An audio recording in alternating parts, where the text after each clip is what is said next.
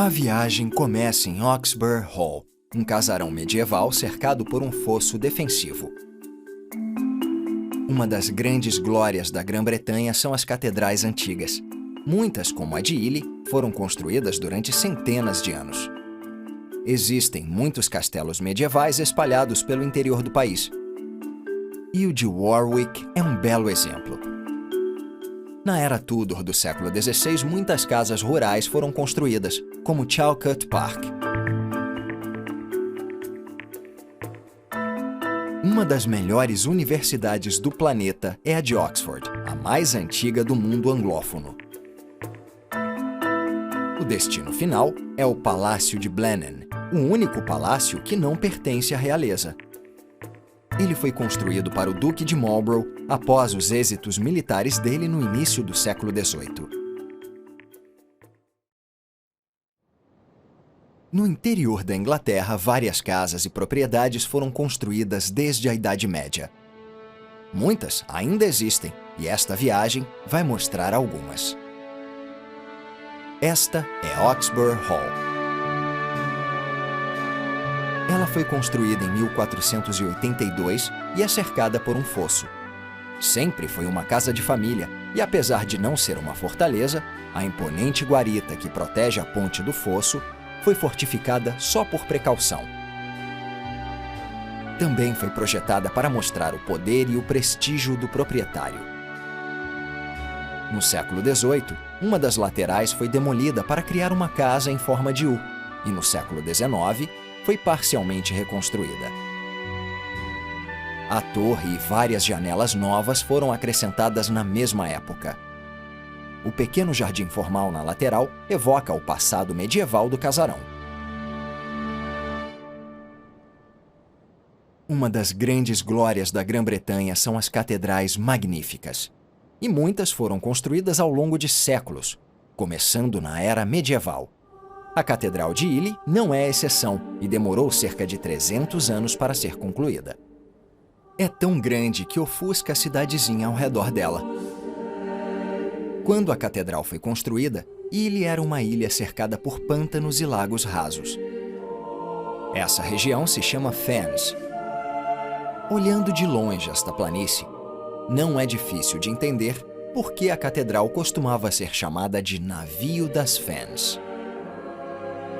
A estrutura atual data do século XI e substituiu uma igreja anglo-saxã. A Catedral de Ely é um belo exemplo da arquitetura românica e normanda. Tem 164 metros de extensão e a torre, acrescentada um século depois, tem 66 metros. Ao longo de quase 1000 anos, ocorreram muitos acréscimos, alterações e restaurações, culminando na magnífica catedral atual.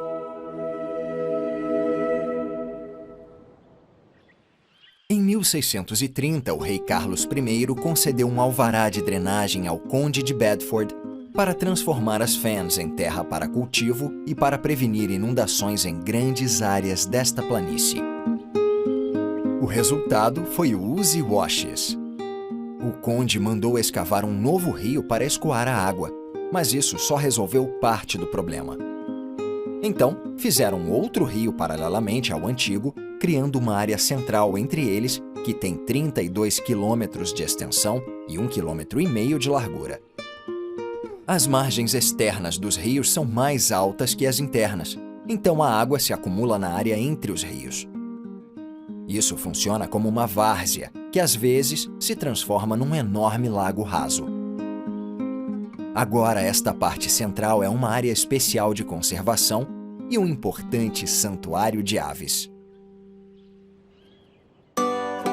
Também no interior da Inglaterra se situa Kirby Hall, que já foi uma grandiosa casa do estilo Tudor, construída durante o reinado da rainha Elizabeth I. Também é uma história de dívida e ruína para o proprietário e para a casa. Sir Christopher Hatton, um queridinho da rainha, comprou o casarão e gastou uma fortuna com a mobília na esperança de ser visitado pela rainha. Mas ela não foi, e Sir Christopher perdeu o status. Ele se encheu de dívidas e morreu antes de morar na casa. Kirby foi habitada até 1800, quando o novo proprietário se mudou para um casarão mais espaçoso e abandonou Kirby. No fim do século XIX, o pastor da propriedade se mudou para a casa com as ovelhas, que passeavam pelos cômodos. Esta importante casa de estilo renascentista da era Tudor acabou sendo resgatada pelo governo em 1935. Muito tempo depois, o jardim formal com parterres foi restaurado. Pelo menos Kirby Hall continua de pé. Desde 1900, mais de 1.200 mansões rurais foram destruídas, principalmente por causa do alto custo de manutenção. Mas outras milhares sobreviveram e muitas agora pertencem a órgãos de conservação. Já outras, como a Boughton House, foram transformadas em fundos beneficentes para continuarem protegidas no futuro. O dinheiro arrecadado com a venda de ingressos e eventos vai para a manutenção contínua. A mansão atual é obra de Ralph Montague, primeiro Duque de Montague, que a herdou quando ela era uma casa Tudor mais simples em 1683. Parte dela pode ser vista nos fundos da casa atual. Montague tinha sido embaixador da Inglaterra na França e quis trazer a beleza e o estilo franceses para a paisagem inglesa. Isso resultou numa obra-prima, que costuma ser chamada de Versalhes inglês.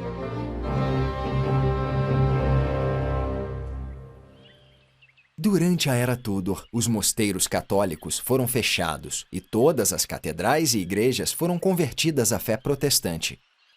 Contudo, num cantinho de Northamptonshire, se encontra um dos prédios religiosos mais extraordinários do país.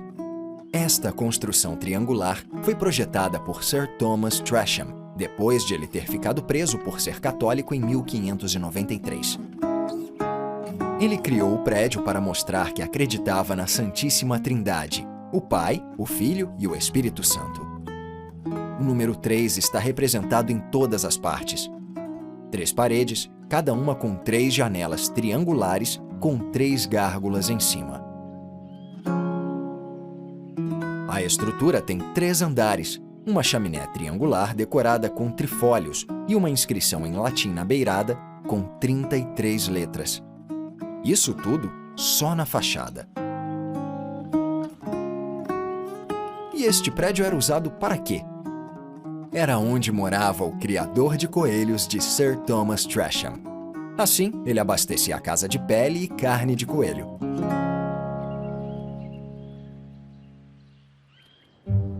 No início do século XVIII, um novo estilo arquitetônico era usado em casas rurais. Seguia a influência de projetos holandeses e foi adotado por grandes arquitetos, como Sir Christopher Wren, que projetou a Catedral de St. Paul, em Londres. Esta é Cottesbrooke Hall, situada num grande parque projetado. Foi construída no reinado da Rainha Ana e o estilo recebeu o nome dela. A casa é de tijolo com detalhes em pedra, como as pilastras que contornam a estrutura, dando um charme clássico. Uma das grandes inovações da época foi a introdução das janelas de guilhotina, que permitiam aberturas maiores e mais entrada de luz na casa. Nos últimos 300 anos, Cottesbrooke não sofreu grandes alterações. Então, ela é um belo exemplo do estilo da Rainha Ana.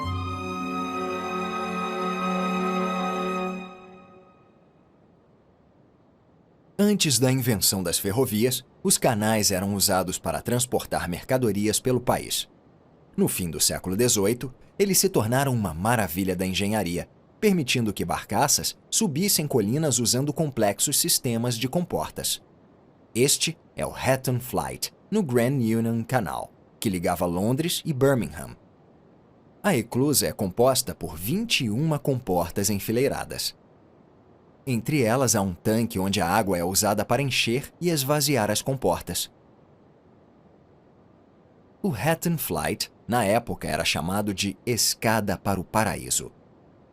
Durante menos de 100 anos, cerca de 3.500 quilômetros de canais foram escavados na Inglaterra. Os canais não transportam mais carga, mas são usados por turistas que podem alugar barcos estreitos nas marinas em todo o país.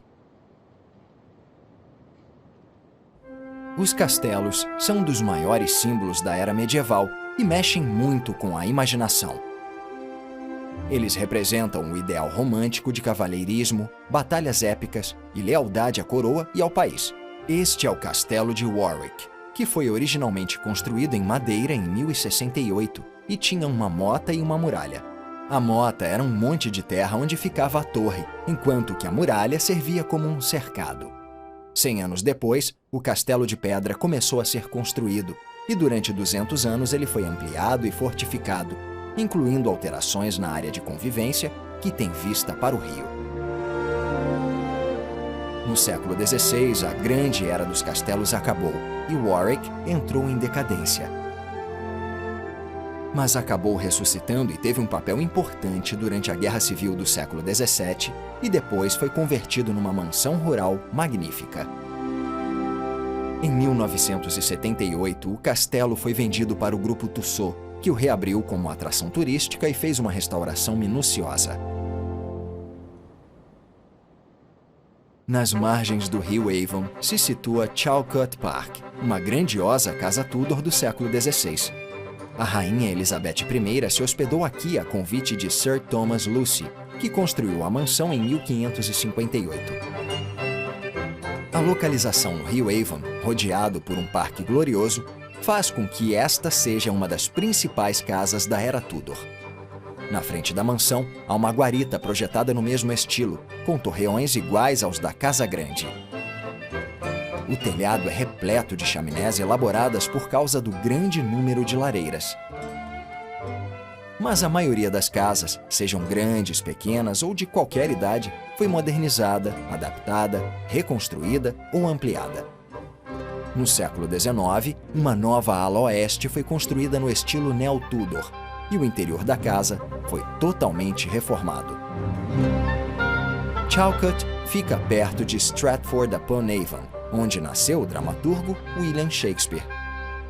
Existe uma história que, quando jovem, ele foi pego caçando cervos e coelhos no parque de Thomas Lucy, que era um magistrado da região e mandou chicoteá-lo e prendê-lo.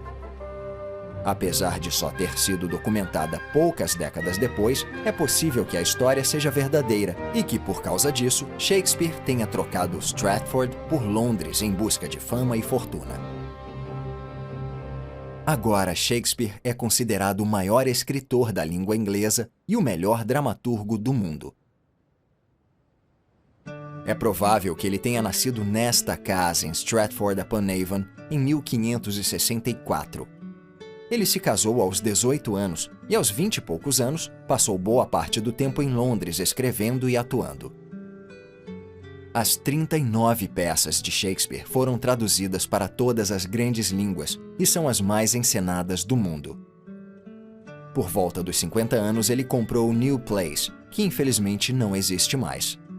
Ele morreu aqui em 1616. Agora, o lugar pertence ao Shakespeare Birthplace Trust, que o mantém como um jardim especialmente projetado para turistas. Perto dali, nas margens do rio Avon, se situa o Royal Shakespeare Theatre, construído nos anos 1930 ao lado de partes do Teatro Memorial, do século XIX, destruído por um incêndio. O teatro é a sede da Royal Shakespeare Company, renomada no mundo todo pela encenação das peças do dramaturgo. Na segunda metade do século XVIII, surgiu um novo estilo de jardim. Uma visão idealizada da natureza inspirada em pinturas do século XVII de paisagens clássicas imaginárias, além de incluir templos e outros monumentos de jardim. Em Farnborough Hall, o declive permite a visão do lago que fica abaixo. À esquerda da casa há uma passarela gramada ladeada por árvores e por uma cerca viva sinuosa. O terraço curvado oferece vistas excelentes da paisagem. Este conceito majestoso foi concebido nos primórdios do movimento paisagista inglês e funciona como um passo rumo aos grandes parques projetados do fim do século XVIII. O terraço passa por um templo jônico e por um pavilhão oval, que tem 2 andares e um belo revestimento em gesso.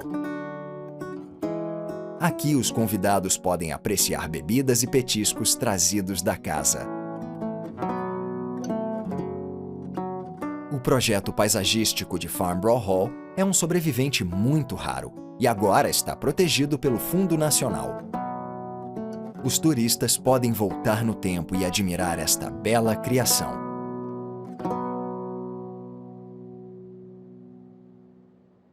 Às vezes, a negligência faz bem. Este é o castelo de Broughton, que por passar décadas abandonado, permaneceu praticamente inalterado desde o século XVI, quando modificações no estilo Tudor foram feitas no castelo medieval original. No início do século XIX, o 15º barão, Say Seal, levava uma vida de frivolidade e extravagância e morava numa casa mais estilosa, abandonando Broughton. Os cômodos foram danificados pelo mau uso. Em 1837, a família vendeu boa parte dos objetos ao longo de 12 dias. O irônico é que o fato de eles terem torrado a fortuna deve ter salvado Broughton dos excessos arquitetônicos da era vitoriana. O 16º barão Say Seal, que também era reverendo da igreja anglicana, resgatou a casa no final do século XIX e a restaurou. Algumas casas permaneceram inalteradas, não por causa de negligência, e sim por falta de dinheiro para fazer melhorias. Esta é Chesilton House, construída no início do século XVII. Ela é considerada uma das casas rurais mais belas e proporcionais desse período. Foi construída pelo próspero mercador de lã Walter Jones para mostrar riqueza e poder. Ao longo da história, a casa e a propriedade tiveram problemas financeiros, então passaram apenas por melhorias modestas. No século XIX, a cozinha e o encanamento foram reformados. Os últimos proprietários, descendentes do construtor original, também tinham pouco dinheiro para fazer melhorias. Nos anos 1980, ficou claro que eles não conseguiriam manter a casa sozinhos. Então, em 1991, Chesilton passou para as mãos do Fundo Nacional, que fez uma ampla restauração nesta impressionante casa histórica.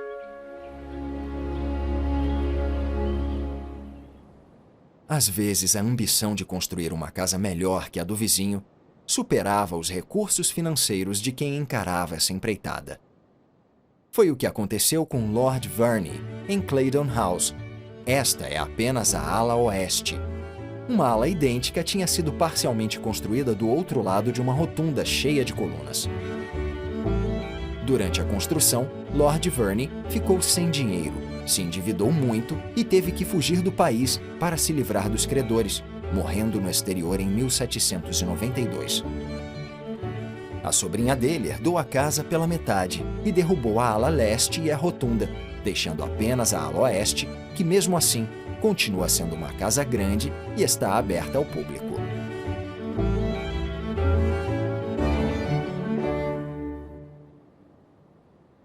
No fim do século XIX, no auge da hegemonia britânica, os ricos e poderosos acumularam muita riqueza e puderam construir casas enormes no estilo que quisessem. Esta é Waddesdon Manor. Foi construída no estilo neorrenascentista de um castelo francês para a família Rothschild, nos anos 1880. Eles também copiaram outras ideias francesas, como o viveiro de aves em ferro fundido, inspirado no Palácio de Versalhes. A casa fica no topo de uma colina e uma linha ferroviária foi feita especialmente para levar o material de construção da estrada mais próxima. Não houve economia de dinheiro. Até árvores adultas foram transportadas e plantadas para o parque parecer antigo. No final do século, muitas casas suntuosas, como a Waddesdon Manor, tinham sido construídas em todos os estilos possíveis, do Tudor ao medieval. Esta ostentação de riqueza em tijolo e argamassa recebeu críticas, e assim surgiu um estilo mais simples, o movimento Arts and Crafts. Ele retomou as construções domésticas e funcionais do passado inglês. William Morris teve uma grande influência nesse estilo. A partir de 1871, ele morou aqui, na Kelmscott Manor, do século XVI, perto do rio Tamisa, em Gloucestershire. William Morris é considerado o designer mais renomado do século XIX, mas ele também era um renascentista que passou boa parte da vida desafiando o consenso. Morris defendia o princípio da produção artesanal que não combinava com o foco da era vitoriana, que era a produção industrial em massa. Ele disse: "Não tenha nada em casa que não seja útil ou que você não ache bonito." Uma construção que o inspirava ficava perto da casa dele: o celeiro de Great Coxwell. Ele foi construído por monges no fim do século XIII e ainda estava de pé e em uso. Morris dizia que o celeiro era tão nobre quanto uma catedral e costumava levar hóspedes para visitá-lo. Morris achava que o estilo simples tornava o celeiro muito bonito. A função e a forma estavam em harmonia. Morris, acompanhado de outros arquitetos e designers, começou a defender a construção de casas num estilo mais doméstico, em vez da decoração excessiva do final da era vitoriana. Morris fundou uma empresa de design para produzir tecidos, papéis de parede, carpetes e tapeçarias. Muitos desenhos dele foram inspirados na era medieval e continuam sendo produzidos. Uma das melhores universidades do mundo é a de Oxford, com um elegante horizonte de pináculos, torres e cúpulas das faculdades se destacando na cidade. Existem registros de aulas que datam de 1096, então esta é a universidade mais antiga do mundo anglófono. Ela cresceu rápido no século XII, quando o rei Henrique II proibiu que os ingleses estudassem na Universidade de Paris. Por causa da história e da influência, a Universidade de Oxford está entre as mais renomadas do mundo. Ela tem um papel importante na vida intelectual, criativa e pública, e é um centro de debates e descobertas há mais de 9 séculos. São 38 faculdades independentes. Algumas são centenárias e outras são mais modernas. Queen's College, Christ Church College, Keble College, Worcester College, Nuffield College, Oriel College, Magdalen College, Merton College e Corpus Christi College. Oxford formou 27 primeiros ministros britânicos. Também é famosa pelos 69 vencedores do Prêmio Nobel. Poucos quilômetros ao norte de Oxford se situa o Palácio de Blenheim. Este prédio monumental é o único palácio que não pertence à realeza e foi construído para o Duque de Marlborough, após os êxitos militares dele no início do século XVIII. O nome da casa é uma homenagem à maior vitória dele na Batalha de Blenheim, na Alemanha. A construção do palácio foi muito criticada pela falta de praticidade e pelo excesso de ostentação. O escritor Jonathan Swift opinou em forma de poema: "Esta é a grandiosa passagem, e por ali vai a carruagem. Ali estão o relógio e a ponte.